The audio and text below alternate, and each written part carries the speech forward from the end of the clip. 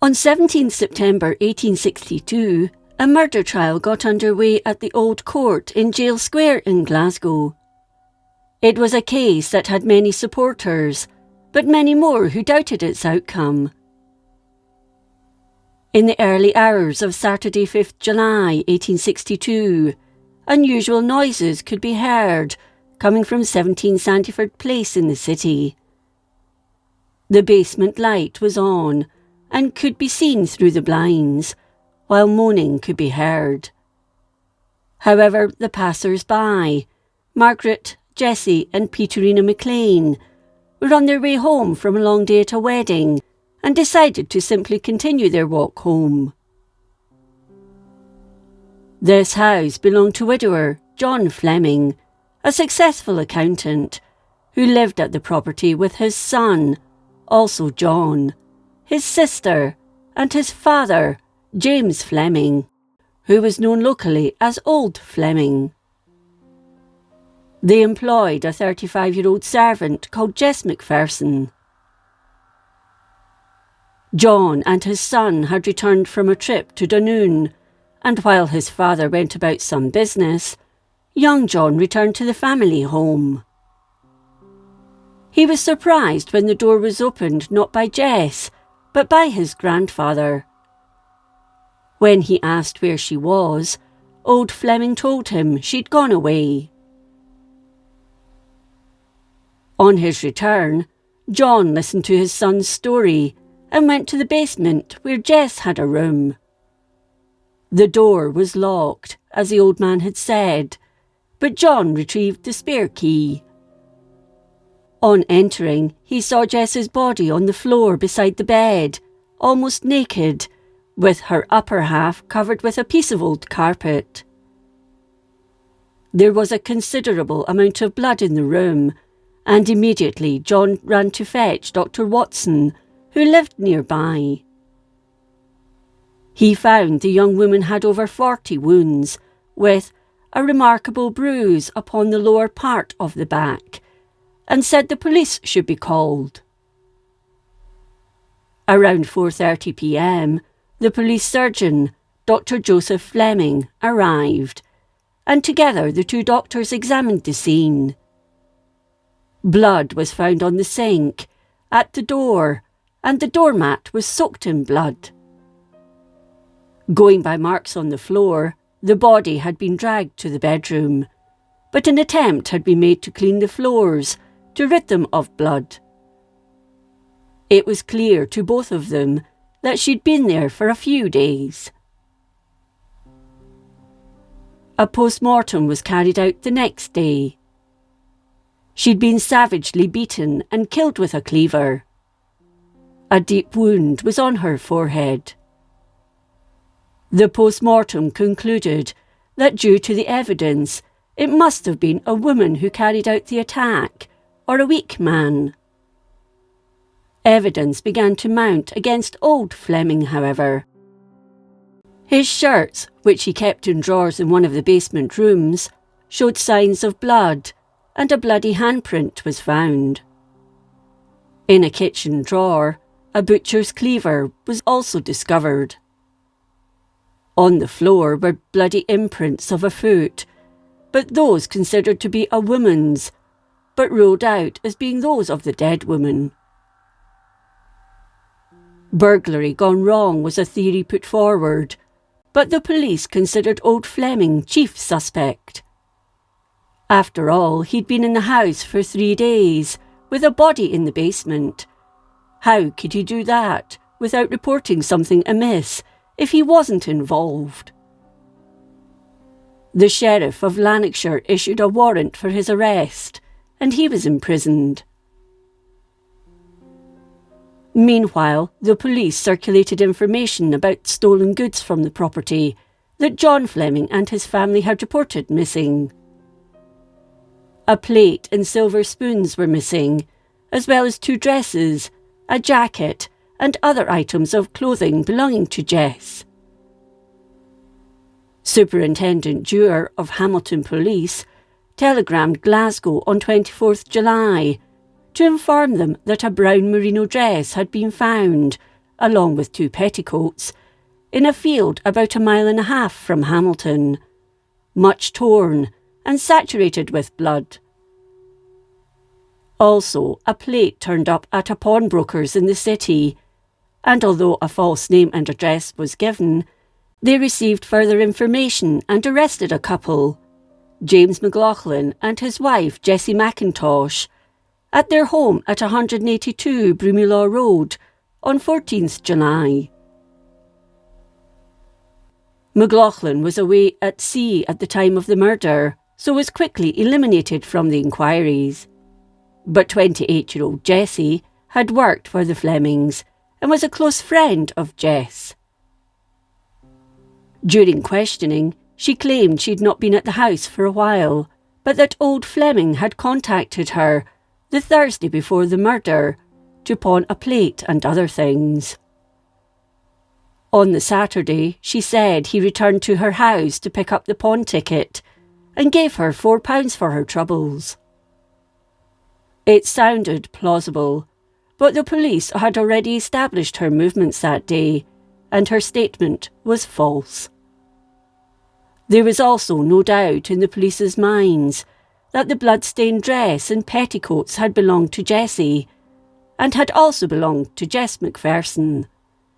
But the final nail in her coffin came when the bloody prints matched her feet. 87-year-old Fleming was then released, and Jessie incarcerated. The trial date was set for Wednesday 17 September 1862, with Sir George Dease, Lord Dease, acting as the presiding judge. Adam Gifford, Advocate Depute, and Andrew Muir, Advocate, acted on behalf of the Crown, while Advocates Andrew Rutherford Clark and Adam Bannatyne acted on behalf of Jessie. The first witnesses were John Fleming and his son, followed by Old Fleming. According to him, he'd last seen Jess on Friday 4th July at around 9:30 p.m, when he retired to bed.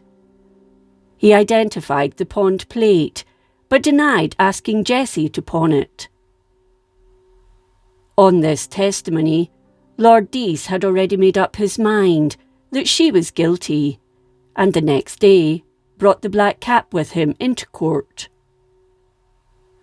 He began addressing the jury at 10:30 a.m. and finished summing up around 2:30 p.m. The jury retired, but returned in half an hour.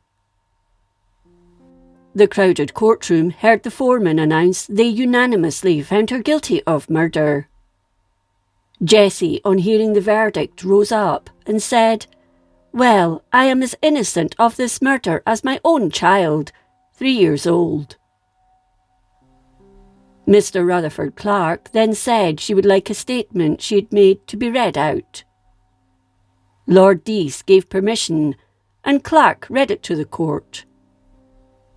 She told a completely new story from her previous declarations in the case. She denied that she was the murderer. She admitted having visited Jess on the night in question, but stated that it was Old Fleming who'd done the crime. She'd gone out for a drink around 11 o'clock at night, and when she returned, the dead woman was lying insensible, with a deep wound on the forehead, which had been done by Old Fleming. She wished to go for a doctor several times during that night, but he refused.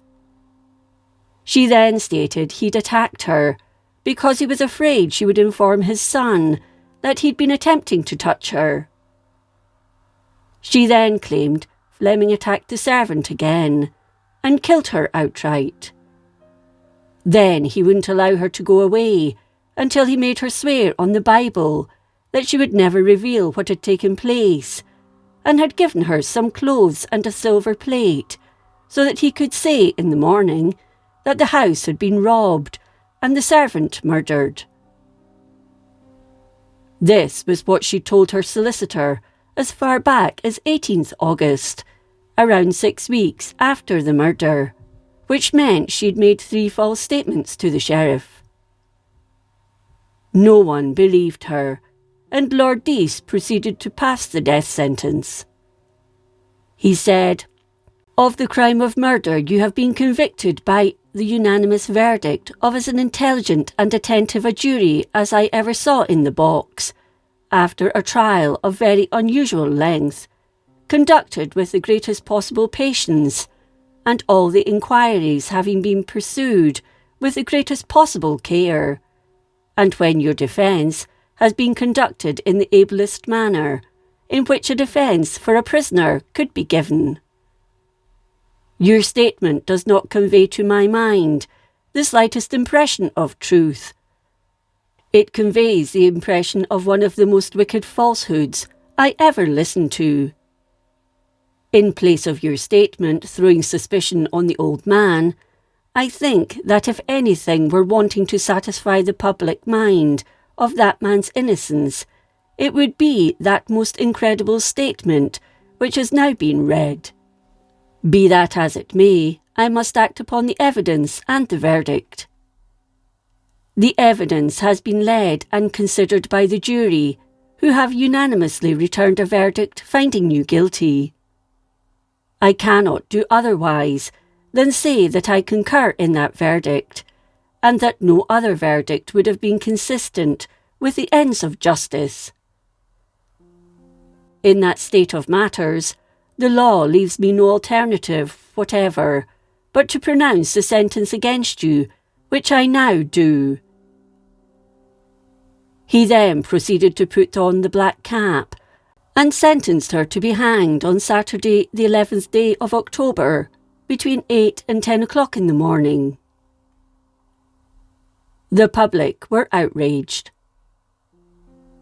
Following many public meetings and petitions, the Secretary of State wrote to the Lord Provost of Glasgow with a stay of execution until 1st November.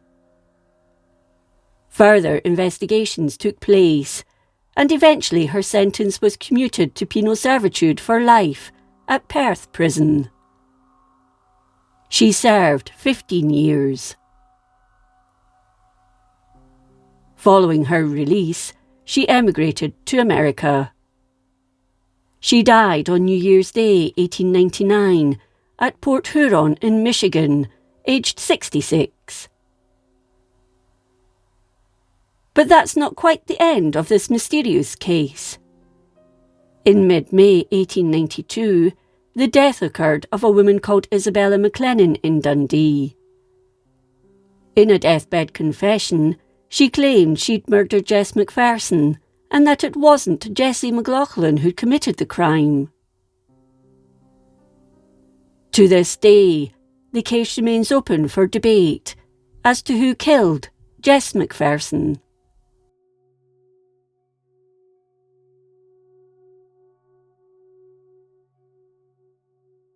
If you enjoyed this episode of Scotland's History, please like, comment and subscribe.